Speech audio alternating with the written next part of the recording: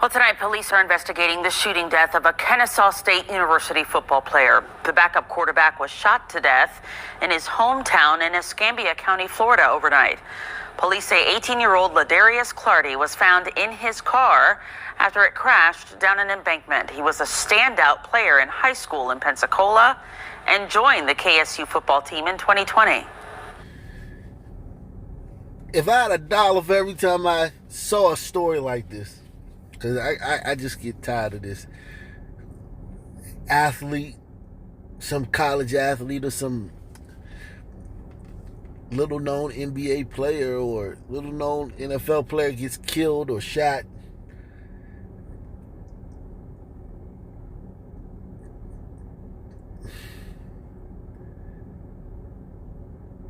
This type of stuff happens all the time. This is something that black players have to deal with, because when they go home for the summer and they leave the campus is the safest place for them. They're very safe on these campuses. Things can happen, but very rarely on the campus. They go back to their hometown and bullets just whizzing all over the place. Carjackers lurking the street, robbers, gangbangers. They're less safe, infinitely less safe. And oftentimes, being on that college campus dulls down their situational awareness.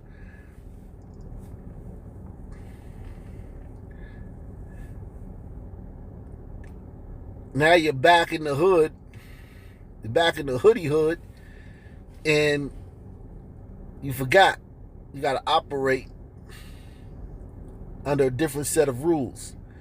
Okay, now you're operating in the jungle, whereas in the college campus, it's like the zoo. This happens so much, man, with these athletes, man. Was a standout player in high school in Pensacola and joined the KSU football team in 2020. That name should be familiar to some of us that are from this area. He had a bright athletic history, and he had a bright athletic future. But he was killed to the tune of about over 50 rounds fired into his vehicle. 50 rounds were fired into his vehicle. The passenger survived.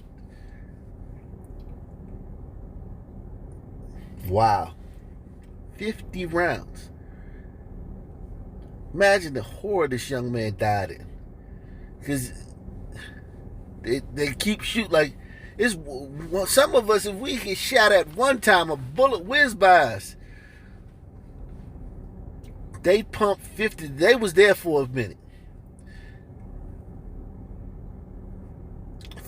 Pumped 50 rounds into his vehicle.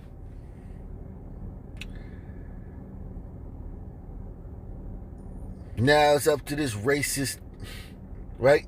Klansman. Right? Because all police is racist, right? To go find, it's up to this slave catcher to go find the guys who did this, so that family can have closure, so that hopefully the community can be safer with these guys off the street. Passenger survived that shooting and crash. KSU head football coach Brian Bonahan issued a statement saying, quote, "We are devastated and heartbroken over the death of Ladarius Clardy. Ladarius was an excellent teammate and left a mark on this program with his positive attitude. He will be deeply missed." A heartbroken father and husband is speaking out about the hit-and-run crash that took his wife and baby and left his 12-year-old son in the hospital. CBS News' Jermont Terry is live outside Comer Children's Hospital where the little boy is recovering. Jermont. Brad and Erica, 12 days. That's how long this father has been by his son's bedside, praying and hoping the only living member of his family recovers. And while time has passed, this father remains in a daze about his new reality. I ain't never in my life felt as helpless as I did that day, you know. I ain't never felt that helpless, man. Like you wake up and you can't do nothing. Like you ain't even see it coming. Sebastian Taylor tries his best to hold it together, yet he keeps reliving this crash. His wife Selena and their sons, 12-year-old David and 3-month-old Sebastian Jr., were all inside the family's black Monte Carlo when this maroon car T-boned them at Persian and State. And you'd have felt that impact. It's like, how the heck did I wake up? When Taylor regained conscious, he remembers strangers outside the car. 2 male figures. And I assumed, well, now I know that they was the ones that hit us. Despite knowing they caused a serious crash where Selena and the baby died, those men did not stay, even after seeing the severity. They looked at my son. They thought my son was dead. This should be eating them up. It should be, but some people are just cold-hearted. Are you in pain sitting here? Well, yeah. Give me an ID on the two gentlemen who T-boned this guy and his family.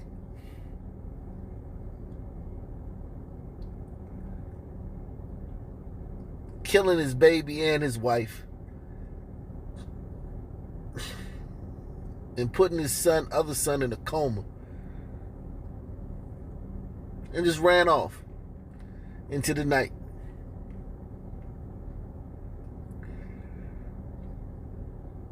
Give me an ID on those guys.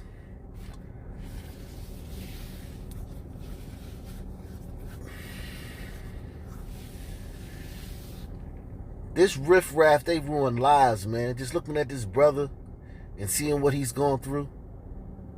Knowing that his brother was just driving with his wife and his kids.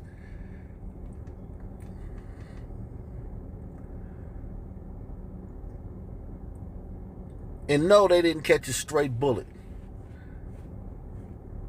Like a lot of the stories I did last week. They caught a stray car.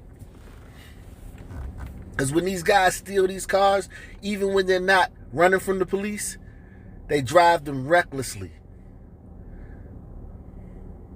A lot of these guys are young. They're not good drivers.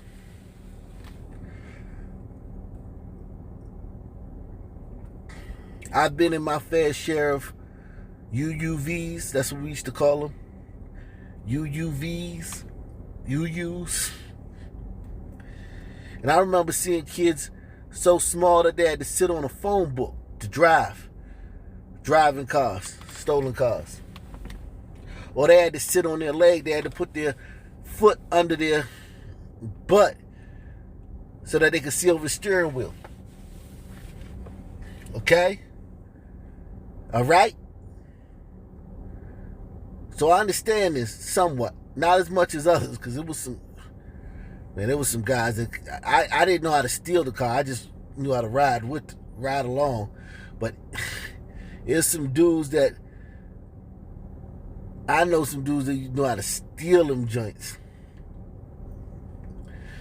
And they will keep one. They will keep a UU.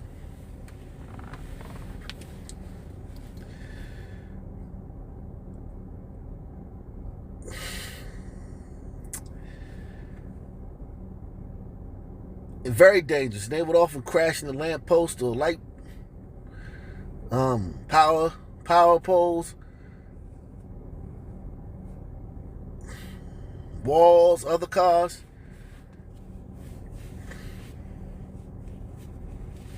Would just speed through the streets and be reckless.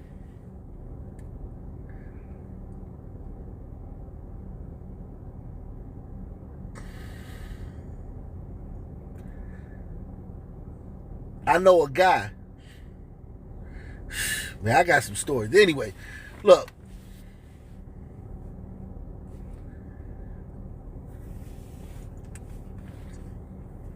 They ruin lives, man.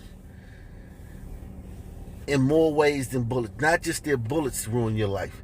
They can ruin your life These criminals, these thugs, they can ruin your life in a myriad of ways. And you'd have felt that impact. It's like, how the heck did I wake up? When Taylor regained conscious, he remembers strangers outside the car. 2 male figures. And I assumed, well, now I know that they was the ones that hit us. Despite knowing they caused a serious crash where Selena and the baby died, those men did not stay, even after seeing the severity. They looked at my son. They thought my son was dead. This should be eating them up. It should be, but some people are just cold-hearted. Are you in pain sitting here? Well, yeah. Every time I breathe. He's left with broken ribs, and his son David continues to recover after multiple surgeries. Fracture to the base of the skull. But while in the hospital, David is uplifting Dad. He says, okay, Dad. Don't cry. Taylor admits telling David, He loved his brother, man. who relished being the big brother neither Junior nor Mom survived, was tough. That we planned this baby. He had to tell his son, 12-year-old son, that his little brother and his mom would. These thugs don't know the stuff that they cause people, man. The pain they cause, man. They don't. I know they don't care, and they don't care. And I'm not gonna sit here and say, I would have ran off too.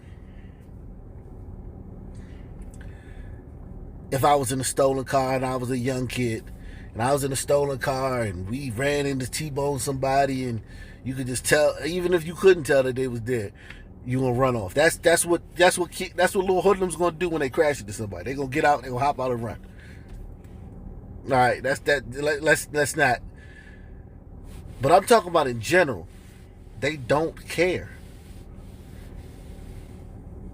Like, it's not keeping them up at night. If this happened 12 days ago,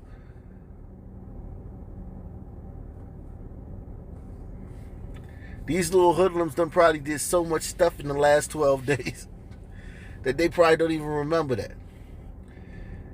That did so much drugs and drank so much alcohol and did so many crimes in the last 12 days that this might as well have happened 12 years ago to them. But, God, dog, they be ruining lives, man. Just running around ruining lives and complaining about everybody. We got to hear about how everybody is doing something to them and everything they need and how the whole deck is stacked up against them. He loved his brother, man. Who relished being the big brother neither Junior nor Mom survived, was tough. That we planned this baby. He wants those who ripped his family apart caught. You're on a run for vehicle homicide because you made one mistake. And that one mistake was stealing that car. Now, besides hoping that the two men involved in his deadly hit and run are arrested, he's hoping that others making wrong decisions will learn that they truly affect everyone and can easily rip a family apart just like his is tonight. Taylor, he obviously needs some help burying his wife and 3-month-old son. He set up a GoFundMe account. You can just head over to cbschicago.com. We have a link if you would like to help.